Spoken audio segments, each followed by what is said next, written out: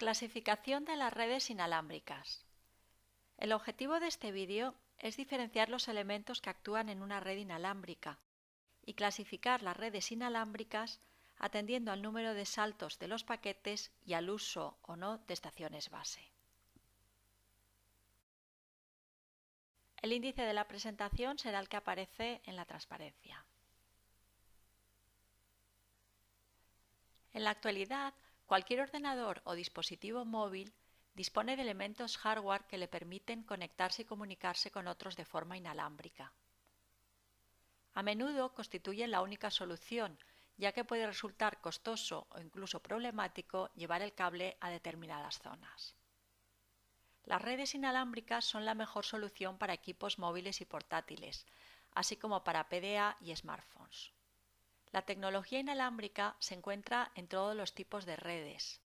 Así, atendiendo a la extensión geográfica, la encontramos en redes de área ancha, que denominamos redes de área ancha inalámbricas o WWAN, utilizando, por ejemplo, los protocolos de telefonía móvil de las distintas generaciones 2G, 3G, 3,5 o 4G.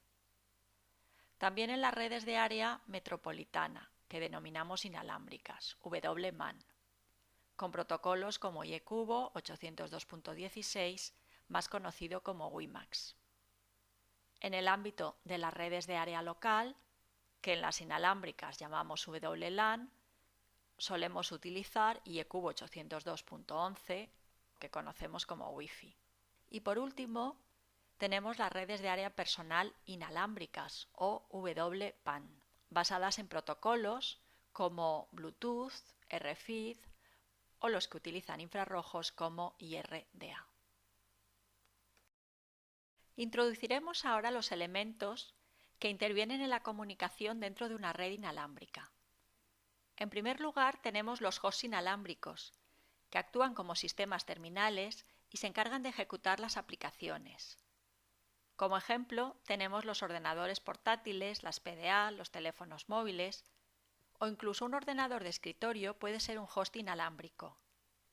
Como puedes observar, inalámbrico no es sinónimo de móvil, por lo que los hosts inalámbricos podrán ser dispositivos móviles o fijos. El segundo elemento son los enlaces inalámbricos, que permiten a los hosts inalámbricos conectarse a la estación base o a otro host inalámbrico. Pese a que el medio de transmisión que utiliza el enlace es habitualmente el aire, las velocidades de transmisión utilizadas y el alcance de la señal pueden variar mucho dependiendo de la tecnología de red que se utilice, desde los 56 kilobits por segundo que permitían alcanzar las tecnologías 2G hasta los 200 megabits por segundo que pueden alcanzarse en entornos limitados con la tecnología 802.11n. Habitualmente los enlaces inalámbricos suelen emplearse en la frontera de la red, como se muestra en la figura.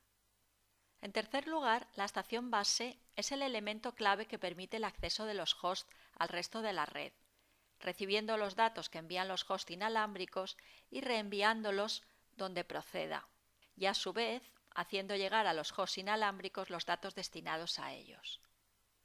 La estación base es responsable del tráfico de los hosts inalámbricos que estén asociados a ella. Para poderse asociar a una estación, el host debe encontrarse en la zona de alcance de la estación base y ser aceptado por ella.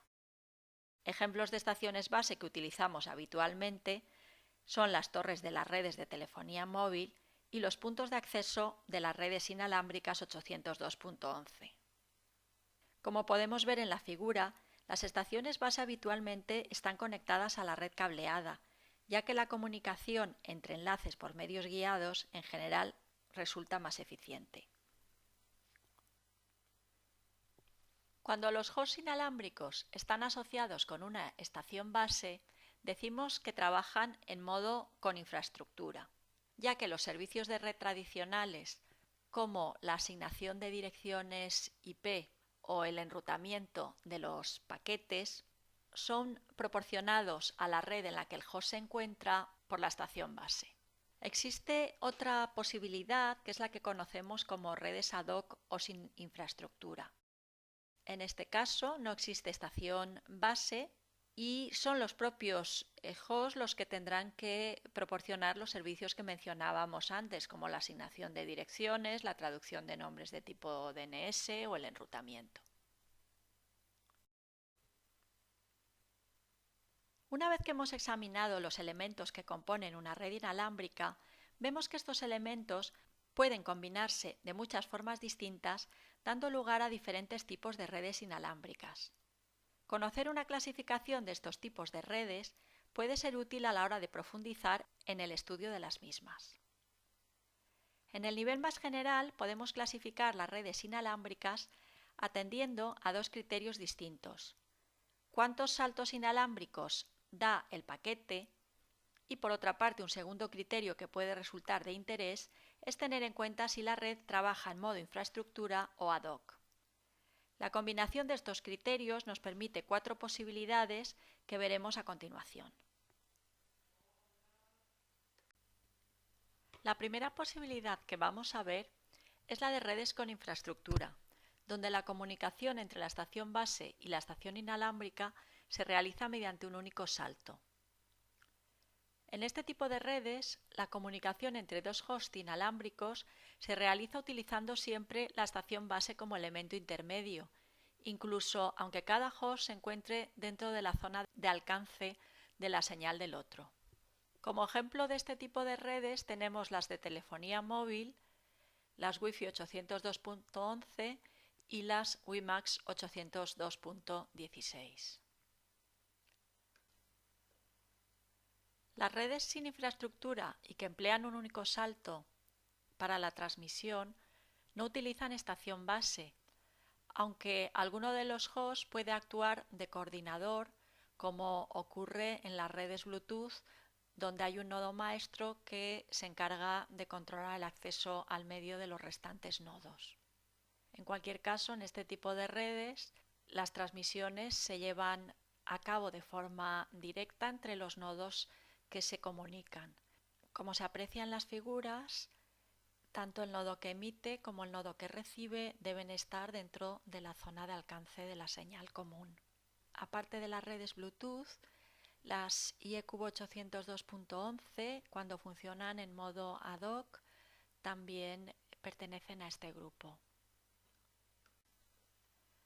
La tercera posibilidad es la de redes que utilizan infraestructura, es decir, tienen una estación base conectada a la red cableada, pero donde algunos de los nodos, para poder alcanzar la estación base, tienen que utilizar como elementos intermedios de retransmisión otros nodos inalámbricos, de forma que el paquete, para poder llegar a la estación base, tendrá que dar antes una serie de saltos cruzando varios nodos inalámbricos. Como ejemplos de este tipo de redes tenemos algunas redes de sensores inalámbricos y las redes de malla inalámbricas. Por último, tenemos las redes sin infraestructura y donde para alcanzar el destino algunos de los nodos pueden tener que retransmitir sus paquetes a través de otros nodos. Además, también algunos de los nodos pueden ser móviles, como ocurre en las redes móviles ad hoc, conocidas como MANET, y las redes vehiculares ad hoc. Los protocolos para este tipo de redes son bastante complicados y materia de mucha investigación en este momento. Con esto llegamos al final del vídeo, donde hemos descrito y diferenciado los elementos que intervienen en una red inalámbrica y además hemos clasificado las redes inalámbricas atendiendo a si utilizan o no estaciones base, o sea, si son redes con o sin infraestructura, y al número de saltos que utilizan. Esto es todo. Muchas gracias por vuestra atención.